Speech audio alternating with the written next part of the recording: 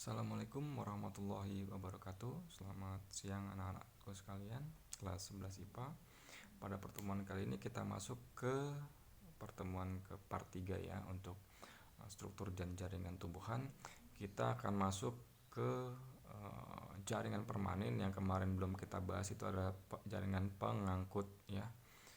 Oke, kita akan masuk ke bagian tersebut. Sebelum kita mulai ke materi, alangkah baiknya kita membaca doa menurut keyakinan kita masing-masing. Berdoa dipersilakan.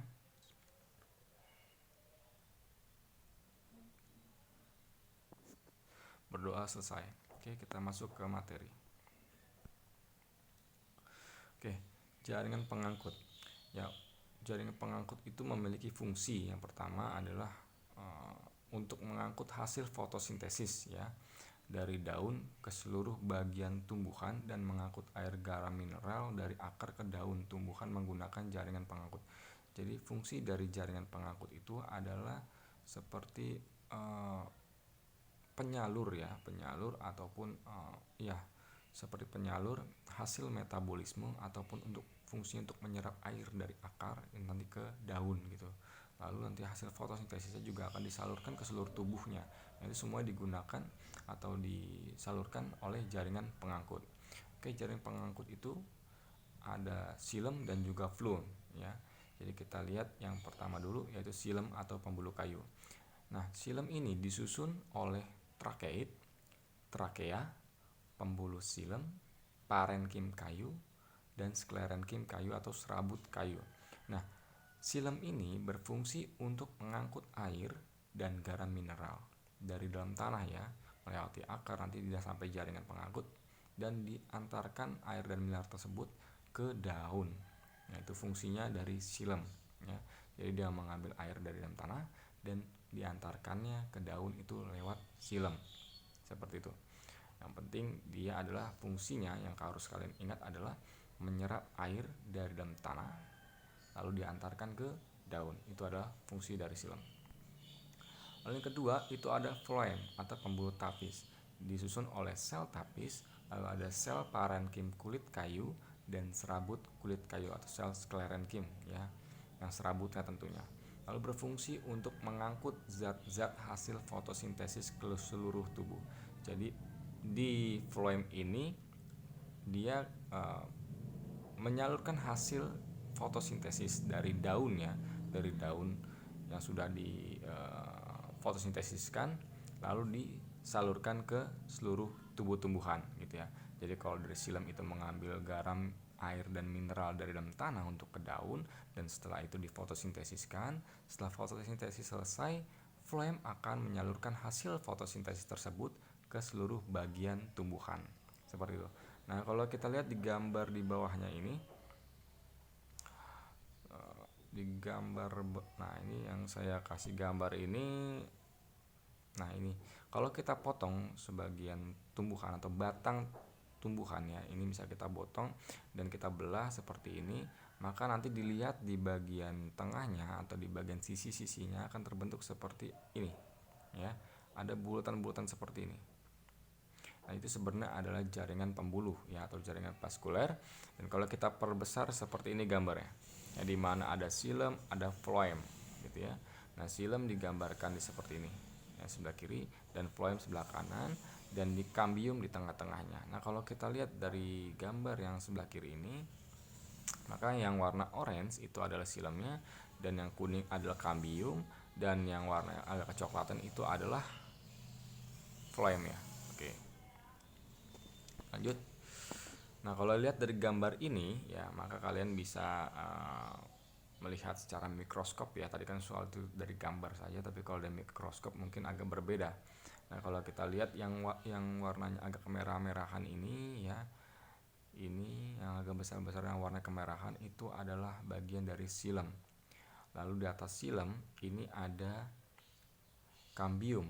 Setelah kambium baru ada floem ya, bagian atasnya ada floem. Nah, ini floem di sini, floem di sini. Nah, ini ada silem, di sini ada silem. Oke, kalau kita lihat ya bentuknya sama seperti tadi ya, agak bulat seperti ini ya. Di sini terpisah antara silem dan floem ya. Ini silem, ini floemnya, dan ini adalah kambiumnya. Oke, Jadi kalau kita lihat dari mikroskop maka bentuknya seperti ini. Ini bagian kulit dari tumbuhan ya. Kulit tumbuhan, dan ini ke arah dalam. Seperti itu. Oke, kita lihat lagi di antara floem dan xilem ya pada tumbuhan dikotil terdapat kambium ya. Dari kambium itu bisa ditemukan pada tanaman dikotil. Ada dua macam, yaitu kambium vaskuler dan juga kambium intervaskuler. Apa itu jaringan kambium vaskuler dan intervaskuler? Kalau kita lihat sini contohnya ada gambar ya antara bentuk jaringan tadi ya, xilem dan floem. Nah, di tengah-tengahnya ada kambium yang digambarkan dengan garis itu. Nah, kambium vaskuler ya dan kambium intervaskuler bisa dilihat dari sini.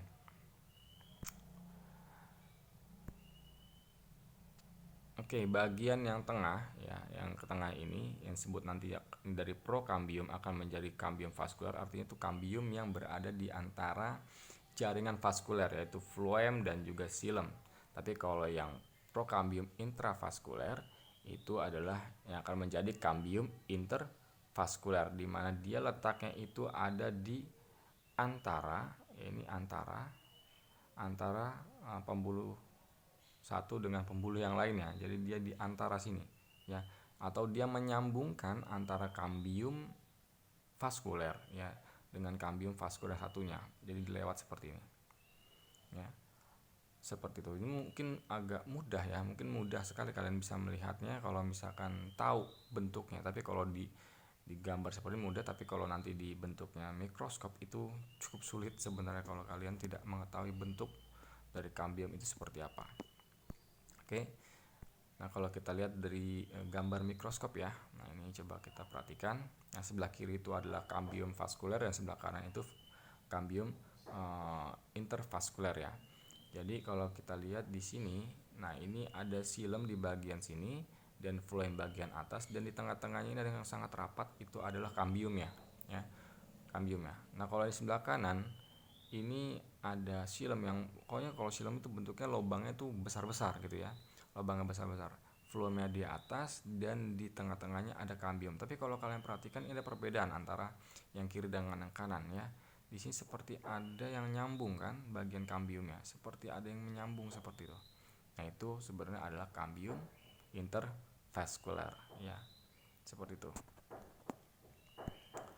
Oke, yang selanjutnya macam ikatan pembuluh angkut. Jadi selain kalian sudah mempelajari xilem dan floem dan juga tadi kambium, ternyata bentuk susunannya itu bermacam-macam sebenarnya, atau ikatan pembuluhnya itu bermacam-macam.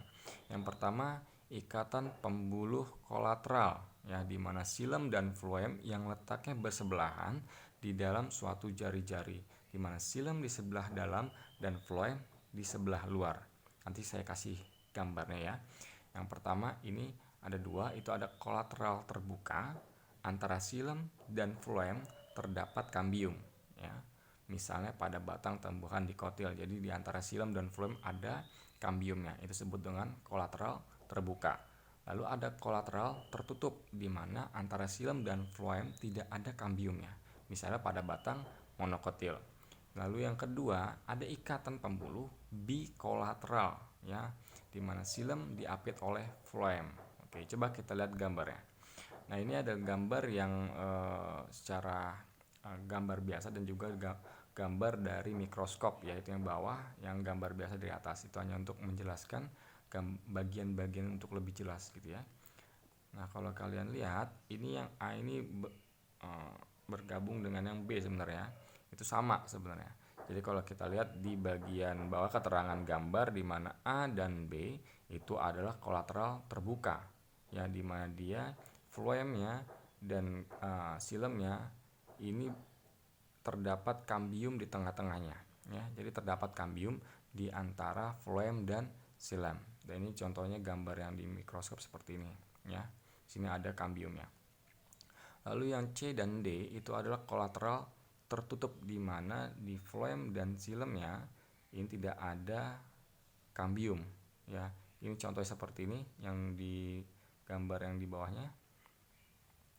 Oke.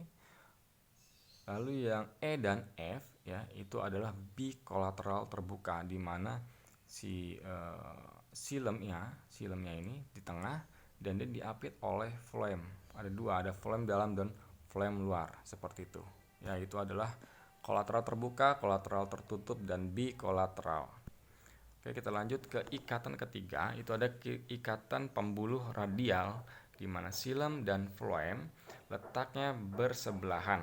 Oke, tetapi tidak berada di dalam jari-jari yang sama, misalnya pada akar. Jadi kalau kalian lihat di sini dimaksud dengan radial, itu adalah di mana silem dan phloemnya tidak berada di satu tempat atau satu pembuluh, tapi dia misah, ya. Silem dan phloemnya letaknya bersebelahan, gitu ya. Seperti itu. Disebut dengan yang radial. Lalu yang keempat, ada ikatan pembuluh konsentris, di mana silem dan phloemnya berbentuk silindris, ya. Di sini ada dua, ada yang amfikribral dan amfifasal. Yang bisa lihat di sebelah kanan, di mana amfikribral itu adalah letak silem di tengah dan dikelilingi oleh phloem. Jadi dia silemnya di tengah, ya, dan phloemnya ini mengelilingi silemnya.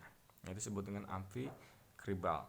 Dan ada yang amfifasal, di mana letak phloemnya di tengah dan dikelilingi oleh silem. Oke nih, ya, ini silemnya di luar dan phloem di dalam, seperti itu. Ini disebut dengan konsentris yang bentuk cincin silindris. Oke, untuk pertemuan kali ini saya cukupkan di sini terlebih dahulu, ya. Untuk tugas pertama, buatlah gambar jaringan pengangkut pada akar dan batang tumbuhan dikotil serta monokotil. Jadi kalian cari batang dikotil dan akar monokotil, lalu kalian gambar. Kalau bisa gambarnya gambar yang secara mikroskop, ya, jangan gambar secara perjelas seperti tadi, tapi secara mikroskop. Kalian berikan juga petunjuk letak jaringannya, di mana silemnya, di mana kambiumnya, di mana phloemnya, seperti itu. Oke, nanti tugasnya dikirimkan di Google Classroom seperti biasa. Jangan lupa absensi diisi, ya. Bapak tunggu sampai jam 3, ya. Oke. Untuk pertemuan kali ini kita cukupkan sini dulu. Kurang lebih mohon maaf. Wassalamualaikum warahmatullahi wabarakatuh.